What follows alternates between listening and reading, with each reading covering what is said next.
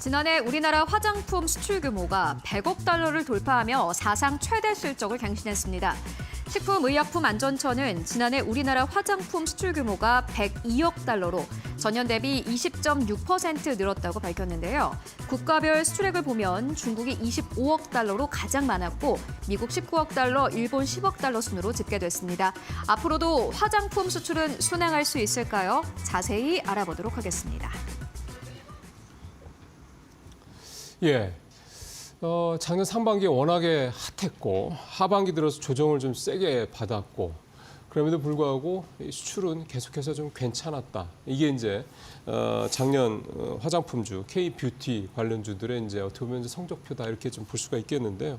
최근 들어 주가가 좀 환율이 좀 올라가면서 좀 기대감도 좀 나오고 있고 또 수출이 좀 잘 됐다는 기사들도 나오고 하면서 최근 들어서 좀 반등하는 모습들이 좀 나타나고 있습니다. 오늘 이 부분을 좀 먼저 살펴보도록 하겠습니다. 자, 박 이사님, 어떤 포인트 좀 주목하십니까?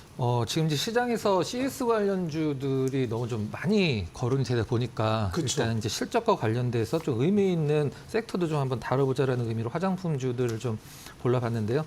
자, 앞서서 이제 얘기가 나오긴 했습니다만 12년 만에 수출 물량이 이제 10배로 늘어날 정도로 우리 K-뷰티 화장품 수출이 굉장히 많이 늘어나고 있는데 좀 약간 의미 있는 국가들의 상황만 좀 약간 짚어보도록 하겠습니다. 네. 중국, 미국, 일본 이제 세 국가 한번 짚어보면 될 것 같은데요. 네.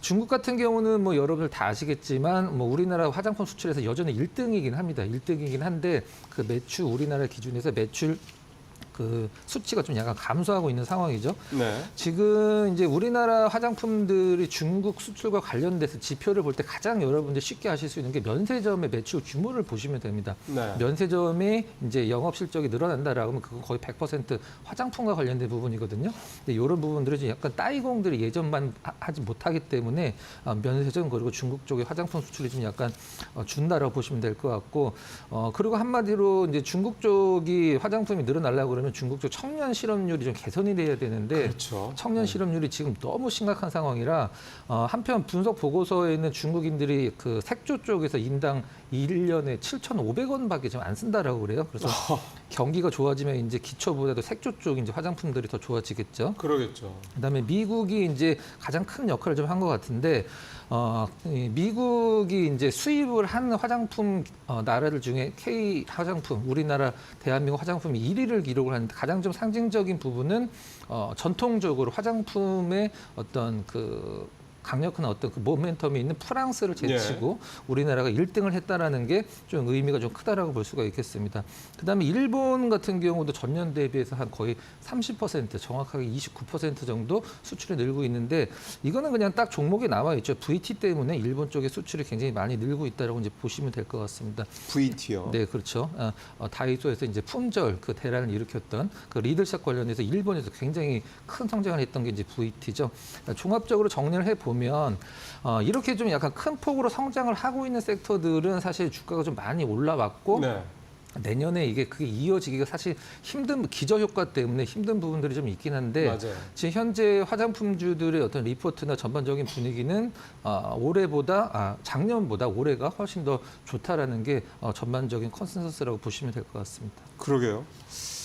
이 결국 작년에도 주가가 그렇게 많이 올랐던 이유가 수출이었는데 올해도 이런 기조가 계속된다라고 본다 그러면 그렇고 또 좀 전에 중국 쪽 줄고 있다 말씀을 하셨는데 그게 중국의 경기 부양 이런 부분들까지도 감안하면 최근에 또 수출 이 화장품주들이 좋았던 이유가 중국의 경기 부양 뭐 이 의지 이런 부분들 때문에 또 있었으니까 예 화장품주 이렇게 일단 전체로 좀 중요한 부분들을 정리를 해봤고요. 관련주들 한번 보죠. 자 최윤 앵커. 네, 화장품 수출액은 10년 만에 12배 이상 성장한 것으로 나타났습니다. 한국 화장품의 인기가 대단하다라고 보시면 될 것 같은데요. 실적도 잘 나오고 있습니다. 또 아모레퍼시픽에 대한 투자 의견이 어제 새롭게 제시가 되기도 했습니다. 유안타 증권에서는요. 아모레퍼시픽이 2024년 4분기 매출액이 1조 원대를 넘어갈 것이고 영업이익은 800억 원을 넘어갈 것이다라고 전망을 했습니다. 특히나 아모레퍼시픽 같은 경우는 원래 중국 중국향이었는데 북미 쪽에서 매출이 크게 성장한 것으로 나타났습니다. 미국판 올리브영 세포라에서 라네즈와 이니스프리의 전체 좀 판매량이 늘어난 것으로 분석되고 있습니다. 이에 따라서 앞으로의 성장성도 좀 기대해 볼 수 있을 것 같다라는 기대감 나오고 있는 상황인데요. 어제 보시다시피 아모레퍼시픽 7% 이상의 상승 흐름 나왔습니다. 미국 쪽에서도 순항하고 있다라는 이러한 부분들이 또 긍정적인 모멘텀으로 읽혀졌고요. 어제 주가는 10만 원대에서 11만 원대까지 진입하면서 거래를 마감을 했습니다. 그리고 어제 시장의 사실상의 주인공이라고 할 수 있습니다. 마녀공장 18% 이상 급등세 나왔고 어제 장중한 때는 상한가에 안착하기도 했습니다. 마녀공장이 한 이 사모펀드에 매각된다라는 소식이 있었는데요. 기업 가치를 3,700억 원으로 인정받았다고 합니다. 이에 따라서 어제 다시 한번 기대감 나왔고요. 종가는 18% 넘게 급등하면서 18,000원대에서 종가를 형성했습니다. 어제 전반적으로 화장품주들이 좋았습니다. 토니모리도 3% 넘게 상승세 6,580원대에서 거래 마감했고요. 클리오도 역시나 마찬가지로 2.6% 넘게 상승하면서 18,000원대에서 종가를 형성을 했습니다. 그리고 다른 화장품주만큼은 가지 못했지만요. 실적도 잘 나오고 있는 화장품의 용기를 만드는 회사입니다. 펌텍코리아 같은 경우 어제 1% 가깝게 상승하면서 43,950원대에서 종가를 형성했습니다. 화장품주 앞으로도 주가 계속해서 탄력을 받을 수 있을까요? 이어서 만나보도록 하겠습니다. 네, 작년과 같은 그런 어떤 강한 어떤 흐름을 올해도 또 보여줄 수 있을 것이냐 좀 살펴보겠습니다. 자, 오늘 박 기사님은 어떤 종목? 네, 뭐 너무 뻔하다라고 생각하실 수도 있긴 합니다만은 화장품계의 TSMC라고 불리우는 한국콜마를 좀 역시 ODM주군요. 예, 준비를 했습니다. 네. 뭐 한국콜마, 뭐 코스메카, 그다음에 뭐 코스맥스 이런 ODM 관련주들이 시장에서 좋은 평가를 받는다라는 것은 그 이면을 살펴보면 자체 생산하는 중소형 브랜드들은 굉장히 힘들다라는 뜻으로 받아들이시면 됩니다. 예.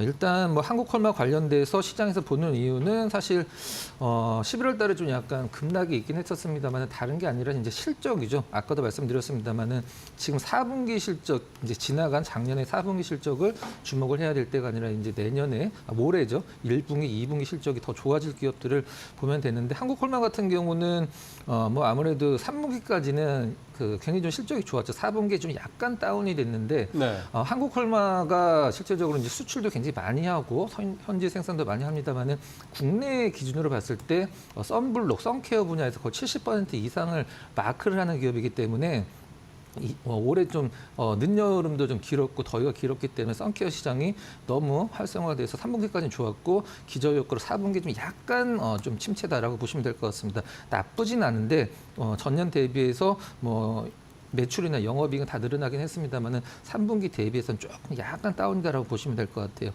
그럼 이제 화장품 같은 경우는 실질적으로 가장 중요한 게 우리가 이제 바이오에서도 우리가 이제 CDMO 같은 데서 생산 캐파를 많이 보는데 화장품도 생산 캐파가 네. 실질적으로 굉장히 좀 중요하죠.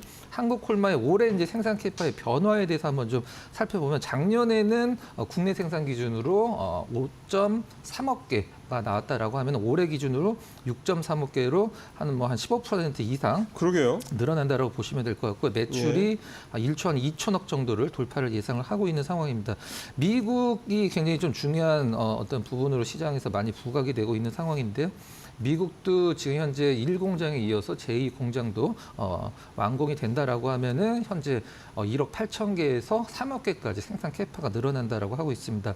가장 좀 약간 실적에서 도움이 되는 부분은 과거에 좀 약간 우려감이 있었던 CJ 헬스케어 인수 부분이죠. 예.